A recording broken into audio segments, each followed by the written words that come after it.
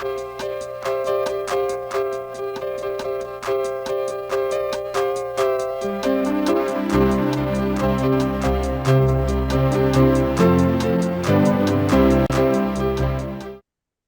again, everyone. I'm Charles Gross. And I'm Leslie Hobenblade. Welcome to Two on the Aisle. Please like and subscribe to our channel. Today, ta-da, Antigone, this play I read in high school. Number 5 in the series of plays in which Antigone is either a lead or a secondary character this season. I don't know why. She was a secondary character in the Oedipus that we saw, and now she's the lead character. And we didn't see the other 3 Antigones, but they were all around the city, including at La Mama. Okay, why is Antigone so popular? Well, she spoke truth to power. She was the daughter of Oedipus and Jocasta. She did not know about her parents' relationship any more than they did. Her brother is killed, and her uncle Creon has decreed that he may not be buried, and she buries him symbolically by putting dirt on him. She is walled up in a cave as a result. Okay, very strong, over 2,000-year-old tale. Not exactly a feminist story, but yes, it was a girl who stood up to a guy. Okay. So, we have a couple of famous playwrights who write feminist perspective on historical stories. One of them is Suzanne Laurie Parks, who wrote the Red Letter plays. This is Anna Ziegler. I do not know her plays, but she is evidently also a feminist writer. They're very different in style. We saw the Red Letter plays by Suzanne Laurie Parks. They're very bloody. They're all about the Scarlet Letter, and they take place usually among welfare mothers. So it's a very different take, obviously. Here, Anna Ziegler goes into the Antigone story and talks about an Antigone who stands up to Creon not to bury her brother. Her brother is not even in the play, really, but to stand up to him in order to have an abortion, which is against the law. That's a very different thing, to stand up for your brother or to stand up for having an abortion. Millions of miles apart. Very much so. The story is framed by a one-woman chorus. This is a woman who has idolized Antigone since high school and identifies very strongly with her. She is also pregnant, but she is 40 years old and single. Antigone is a young woman who is pregnant by her fiancé, her cousin, the king's son. So, well-to-do, they're about to be married. Exactly why does she want to have an abortion? And they're best friends, too, interestingly enough. Yeah. So there is a scene before she goes for the abortion that shows us that. So it's not, I know what you're saying. By the way, that chorus is played by the delightful Celia Keenan-Bolger, who, spoiler alert, decides to keep the baby. So I guess that's the playwright's way of balancing things out. Exactly why Antigone has to be dragged into this makes no sense. I mean, it feels like a fan fiction.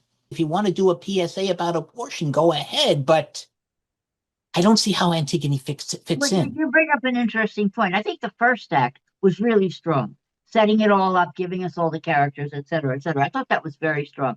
The second act does become like a PSA, and it is a bloody play, I will say that. At the very beginning, the one-woman chorus sets us up for a very different Antigone, because she talks about the fact that Antigone's parents didn't know they were mother and son, and therefore her mother killed herself and her father killed himself. That's not what happens.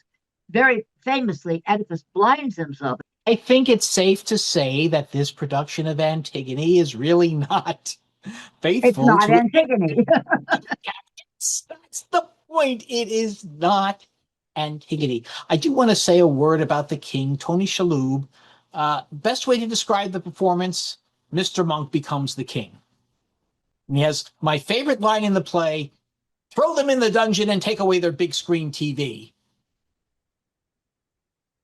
He gets a little more ruthless after that. And they have a whole argument. He is so wishy-washy as the king. He doesn't know what to do. He's frightened. It's thrust upon him. It's not something he looked for necessarily. And he doesn't know what to do. So he thinks in order to seem strong, he will uphold the laws as written. There's a debate between him and Antigone. Much as I liked him, I really did not like the play. Susanna Perkins was okay as Antigone, but Oh, and oh, I thought she was brilliant. Oh, I'm sorry. I thought she was incredible. I think had this actually been Antigone, she would have been. That's an interesting point. But what she played was a teenage girl going through angst and rebellion, and at the same time in a pickle, basically. By the way, Susanna Perkins, the two stars of the play are Celia Keenan Bolger and Tony Shalhoub. They're both Tony winners, et cetera, et cetera. Here comes this young girl, Susanna Perkins, and as far as I'm concerned, blows both of them off the stage. I mean, her acting ability is incredible, as is that of Katie Chrysler, who plays the woman in charge of the illegal abortion parlor. I will give you good performances, but still didn't like the play. Too long, second act, much too long, much too preachy, very overwrought. Totally. It was more like you haven't seen Titus yet, but Titus is the other bloody play of the season with a lot of stage blood all over it. What would you give this play? Uh, a very generous 2.5 playbills. Uh, well, it's directed by Time Raffelli, who gave us Data or Data, however you pronounce it, and now is giving us this. Two very strong plays in Well, one however you, season. however you pronounce it, I didn't like that one either. I liked it better than this. So, as far as I'm concerned, 2 strikes for this lady. And how many playbills would you give it?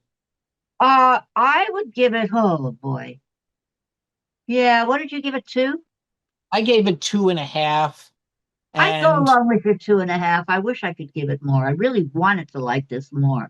you probably read Antigone in high school. I played Antigone in high school, so Oh. And by the way, if you are dictating a review about Antigone into Siri, you have to pronounce it Antigone. Just for any Which other was a critics who may movie. be watching There was a this. movie, wasn't there, about Antigone? Never mind. Anyway, When you go to the theater, look for Leslie and me, us too. on the aisle, not standing up to Creon, just minding our own business. Yes. Don't want to lose the big screen TV. No.